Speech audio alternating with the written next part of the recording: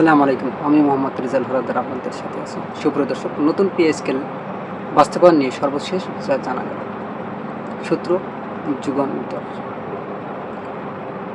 সরকারি কর্মকর্তা কর্মচারীদের নতুন বেতন কাঠামো বা নবম পে স্কেল বাস্তবায়নের কাজ এখনও প্রস্তাবনা ও পর্যালোচনার পর্যায়ে রয়েছে। সরকার ইতিবাচক অবস্থান জানালেও বর্তমান অর্থনৈতিক পরিস্থিতি ও বৈশ্বিক অস্থিরতার কারণে এটি বাস্তবায়ন কিছুটা বিলম্ব হওয়ার আশঙ্কা দেখা দিয়েছে। কারণ আপনারা জানেন যে মধ্যপ্রাচ্যে যুদ্ধের পরিস্থিতি এখন বর্তমানে ভয়াবহ। কারণ আপনারা জানেন যে ইরান, যুক্তরাষ্ট্র ও ইসরায়েলের ভিতর একটা যুদ্ধ চলে, ভয়াবহ যুদ্ধ।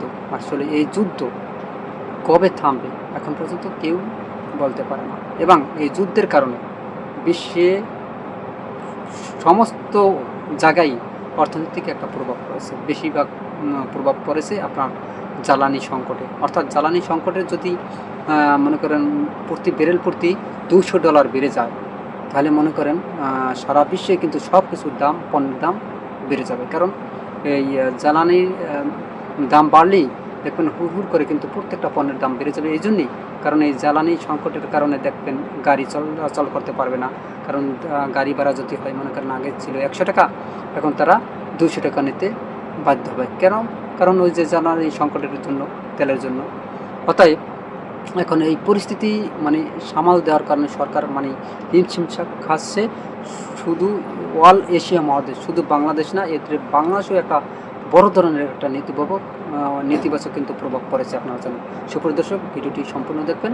ভিডিওর শেষে রয়েছে কিছু চাঞ্চল্যকর তথ্য, যা আমি আপনাদের প্রথমবার দিতে যাচ্ছি। দেখেন, তবে জানা গেছে নবম পে স্কেল কার্যকর করার বিষয়ে সরকারি নীতিগত সমর্থন রয়েছে।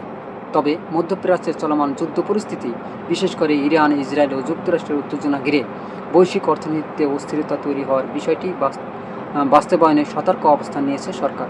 এ পরিস্থিতিতে ধীরচল নীতি অনুসরণ করে সিদ্ধান্ত নেওয়ার দিকেই ঝুঁকছে সরকার। অন্যদিকে সরকারি চাকরিজীবীরা দ্রুত পে স্কেল বাস্তবায়ন ও বেতন বৈষম্য নিরসনের দাবি জানিয়ে আসছেন। আসলে আপনারা জানেন যে সরকারি কর্মকর্তা কর্মচারীরা তারা কিন্তু তারা দ্রুত এটা বাস্তবায়নের জন্য জোর দাবি জানাচ্ছে। তারা আপনার যত রকমের চেষ্টা তারা কিন্তু চালিয়ে যাচ্ছে, কিন্তু দুঃখের বিষয় আসলে হয়তোবা তাদের রিজিকে নেই, না আমরা আসলে সরকার ব্যর্থ, এটা আমরা বলতে পারবো না, কিন্তু কেউই দিতে পারতেছে। আসলে এই কারণটা আসলে হয়তোবা তাদের কপাল খারাপ নাকি। দেখেন, যখন তারা আন্দোলন করবে, এর মধ্যেই আপনার ওসমান হাদি তাকে মেরে ফেলেছে দুর্বৃত্তরা। তারপরে আবার যখন পরিস্থিতি মনে করেন একটু ভয়ঙ্কর, অন্তর্বর্তী সরকার দেবে এরকম একটা চেষ্টা চলছিল, এবং তারাও চাইছে যেন অন্তর্বর্তী সরকার ডক্টর মোহাম্মদ ইউনূস এই আসলে পে স্কেলটা বাস্তবায়ন করে যায় বা গেজেটটা প্রকাশ করে যায়। এর মধ্যে কি হলো, নির্বাচনের ঘোষণা, তফসিল ঘোষণা করে দিল। তারপর আবার যখন তারা আন্দোলনে যাবে এরকম কর্মসূচি করেছে, এর মধ্যেই আমাদের দেশ নেত্রী বেগম খালেদা জিয়া তিনি ইন্তেকাল করেছে। এর আবার আন্দোলন যাবে, কয়েকদিন পরে নির্বাচন। অর্থাৎ এখন আবার তারা একটা চাওয়া পাওয়া সরকারের কাছে একটা করবে, আবেদন করবে বা করবে। এর মধ্যেই মনে করেন এই যুদ্ধ পরিস্থিতি। দেখেন, এই যুদ্ধ পরিস্থিতি আপনার জন্য কিন্তু একটা ভয়ঙ্কর রূপ ধারণ করেছে। হয়তো বা ইরানকে অনেকে ছোট মনে করছে বা তাদেরকে পাত্তাই দেয় নাই, কিন্তু ইরানের ভিতরে এমন এমন অস্ত্র আছে যা বিশ্বের অন্যান্য দেশে এরকম অস্ত্র আছে কিনা সেটা কিন্তু সন্দেহ। ইরান কিন্তু অনেক গভীর জলের মাছ, তারা কিন্তু ভেতরে ভেতরে অনেক কিছু বানিয়ে ফেলেছে, এবং তারা পৃথিবীতে একটা শক্তিধর দেশ হিসাবে এই পৃথিবীতে কিন্তু উপস্থাপন করতেছে নিজেদের। সাথে কিন্তু আছে রাশিয়া, সাথে আছে চীন এবং উত্তর কোরিয়া। দেখেন, এখন এই পরিস্থিতি আসলে সরকার এই এত বড় অ্যামাউন্টের পে স্কেলটা দিতে পারবে কিনা সেটা কিন্তু একটা চিন্তার বিষয়। তবে সরকারের যদি মত থাকে, তবে বিভিন্ন উপায়ে হয়তোবা সম্পূর্ণ না মানলেও কিছুটা আসলে দেওয়া উচিত বলে আমি মনে করি মানবিক দিক থেকে। কারণ আপনারা জানেন, একটা ফ্যামিলিতে যদি সর্বনিম্ন 6 জন লোক যদি থাকে, তাহলে মনে করেন ওই ফ্যামিলিটা আসলে চলতে এখন বর্তমান যে বেতন 11 বছর আগের যে এই স্কেল ছিল, বেতনের স্কেল ছিল, বর্তমান সময় কিন্তু এক না ভাই। ওই সময় দেখা গেছে আপনার একটা মাছের দাম যদি 200 টাকা থাকে, এখন সেই মাছটা দাম হয়ে গেছে 400 টাকা। মানে সাপোজ বললাম, পণ্যের দাম এরকমই তো বেড়েছে নাকি? তেলের দাম ছিল আগে কত, 80 টাকা 90 টাকা সয়াবিন তেল, এখন কত হয়েছে ভাই? 160 টাকা। দেখেন ডাবল হয়ে গেছে, সব কিছুর দামই এখন বৃদ্ধি। তাই আমি মনে করি আসলে এখন তাদের কিন্তু এই যে পে স্কেল, মানে দ্রুত নতুন পে স্কেল বাস্তবায়ন ও বেতন বৈষম্য নিরসনের দাবি জানিয়ে আছেন সরকারি কর্মকর্তা কর্মচারীরা। তারা এটা কিন্তু যুক্তিসঙ্গত, আমি তাদের পক্ষে। দেখুন, তবে এদিকে পে স্কেল সংক্রান্ত প্রস্তাব পুনরায় পর্যালোচনার ঘোষণাও দেওয়া হয়েছে। জানা গেছে বিষয়টি নিয়ে জাতীয় সংসদের আসন্ন অধিবেশনে আলোচনা হতে পারে। তবে ইতিমধ্যে সংসদে কার্যপ্রণালী প্রণয়নের প্রস্তুতিও চলছে। অর্থ বিভাগের কর্মকর্তারা বলেছেন, প্রধানমন্ত্রী তারেক রহমান নতুন পে স্কেল বাস্তবায়নের আশ্বাস দেওয়ায় সরকারি চাকরিজীবীদের জন্য বেতন কাঠামো ধাপে ধাপে হলেও কার্যকর করা হতে পারে। তবে আর্থিক সীমাবদ্ধতার কারণে কমিশনের সব সুপারিশ একসঙ্গে বাস্তবায়ন করা সম্ভব নাও হতে পারে।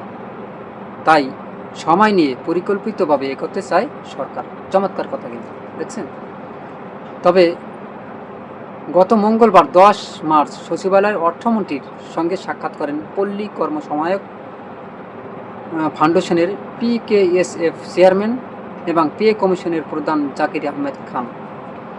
সরকারি সূচিতে তিনি PKSF চেয়ারম্যান হিসেবে সাক্ষাৎ করলেও বৈঠকে পে কমিশনের প্রতিবেদন ও সুপারিশ নিয়ে আলোচনা করা হয়েছে বলে সংশ্লিষ্ট সূত্র জানিয়েছে। এর আগে 18 ফেব্রুয়ারি অর্থমন্ত্রী আমির খসরু মোহাম্মদ চৌধুরী পে স্কেলের সংক্রান্ত সুপারিশগুলো ভালোভাবে পর্যালোচনা করার কথা জানান। তিনি বলেন, আমাদের দেখতে হবে মোট অ্যামাউন্ট কত, এটা কতটুকু বাস্তবায়ন করা সম্ভব সেগুলো দেখতে হবে। বর্তমান আর্থিক অবস্থায় যেখানে বাংলাদেশের ট্যাক্স রেভিনিউ এবং ট্যাক্স জিডিপি রেশিও সবচেয়ে খারাপ, এমনকি দক্ষিণ এশিয়ার সবচেয়ে খারাপ, এসব দেখে আমাদের সিদ্ধান্ত নিতে হবে কতটুকু কখন কিভাবে বাস্তবায়ন করা যায়, সেটা আমরা পরীক্ষা নিরীক্ষা করে দেখব।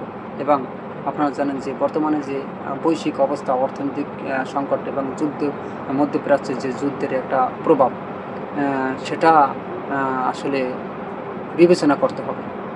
তবে অর্থ বিভাগ সূত্রে জানা গেছে, আগামী অর্থবছর 2026 ও 27 থেকে নবম পে স্কেল বাস্তবায়ন একটি প্রস্তাব রয়েছে। তবে বাস্তবে তা কতটা সম্ভব হবে সেই বিষয়ে এখনও নিশ্চিত কিছু বলা যাচ্ছে না, কারণ বর্তমান সরকার আর্থিক সংকট আরও তীব্র হয়েছে এবং মূল্যস্ফীতির চাপও পুরোপুরি কমেনি। পাশাপাশি মধ্যপ্রাচ্যের চলমান সংকট দেশের অর্থনীতিতে নেতিবাচক প্রভাব ফেলেছে। অর্থাৎ মধ্যপ্রাচ্যে যে যুদ্ধের, ভয়াবহ যুদ্ধের পরিস্থিতি, আসলে এই যুদ্ধের কবে থামবে এখন পর্যন্ত কেউ কিন্তু বলতে পারে না। তাই এমন পরিস্থিতিতে সরকার এমন পরিস্থিতি তৈরি করতে চায় না যাতে সরকারি চাকরিজীবীরা বড় ধরনের ক্ষতির মুখে পড়েন। এজন্য প্রস্তাবিত পে স্কেল পুনর্বিবেচনার উদ্যোগ নেওয়ার কথাও বলা হয়েছে। অর্থ বিভাগের তথ্য অনুযায়ী চলতি অর্থবছরের মাঝামাঝি সময়ে রাজস্ব ঘাটতি 60,000 কোটি টাকার বেশি হয়েছে। মধ্যপ্রাচ্যের যুদ্ধ পরিস্থিতি দীর্ঘস্থায়ী হলে এ সংকট আরও বাড়তে পারে বলে আশঙ্কা করা হয়েছে। সরকারি কর্মচারীদের নতুন বেতন কাঠামো নির্ধারণের জন্য আগে একটি কমিশন গঠন করেছিল অন্তর্বর্তীকালীন সরকার।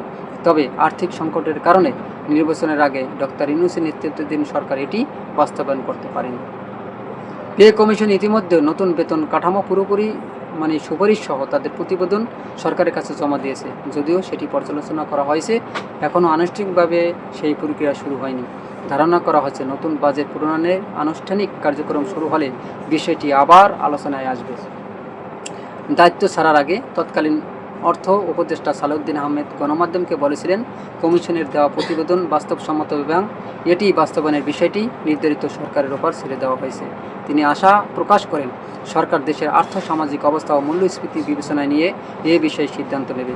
নতুন সরকার দায়িত্ব নেওয়ার পর এখনও পে স্কেল বিষয়ে আনুষ্ঠানিক কোনো সিদ্ধান্ত জানা যায়নি। তবে সামনে জাতীয় সংসদের অধিবেশন থাকায় বিষয়টি সেখানে আলোচনা আসতে পারে বলে জানা গেছে। উল্লেখ্য, গত বছরের 27 জুলাই সরকারি কর্মকর্তা কর্মচারীদের জন্য নতুন বেতন কাঠামো প্রণয়নের লক্ষ্যে 21 সদস্যের একটি বেতন কমিশন গঠন করা হয়। সাবেক অর্থসচিব ও PKSF চেয়ারম্যান জাকির আহমেদ খানকে কমিশনের প্রদান করা হয়। কমিশনকে 6 মাসের মধ্যে প্রতিবেদন জমা দিতে বলা হয়েছিল। সেই অনুযায়ী চলতি বছরের 21 জানুয়ারির কমিশন তাদের সুপারিশ জমা দেয়। কিন্তু পে স্কেল বাস্তবায়ন বাজেট যে খাত, যেসব খাত, সেটা কিন্তু আসলে তাদের যে অর্থের একটা বাজেট ছিল, সেই বাজেটে আসলে কিছুটা আপনারা জানেন যে ব্যয় করা হয়েছে আপনার প্রথমে ব্যয় করা হয়েছে জ্বালানি সংকট কারণে এবং বর্তমানে যে বাংলাদেশের মানে অর্থনৈতিক একটা মন্দা প্রভাব চলতেছে আপনারা জানেন। সেই জন্য আসলে যে টাকাটা অন্তর্বর্তীকালীন সরকার যে খাতটা রেখে গেছে, সেই খাত থেকে কিছু অর্থ আসলে ব্যয় করা হয়ে গেছে। কারণ আপনারা জানেন যে এই যুদ্ধের পরিস্থিতিতে মধ্যপ্রাচ্যে যে যুদ্ধ চলতেছে, হরমুজ প্রণালী বন্ধ, এখন সারা বিশ্বেই জ্বালানি সংকট চলতেছে। এই জ্বালানি সংকট কারণে অর্থনীতিতেও কিন্তু প্রভাব পড়েছে বিশাল। এই জন্য কিন্তু আসলে কিছুটা অর্থের ঘাটতিও দেখা দিচ্ছে জ্বালানি সংকট কারণে। এখন বর্তমানে আসলে পে স্কেলটা আসলে কবে দিতে পারবে বলে আপনি মনে করেন?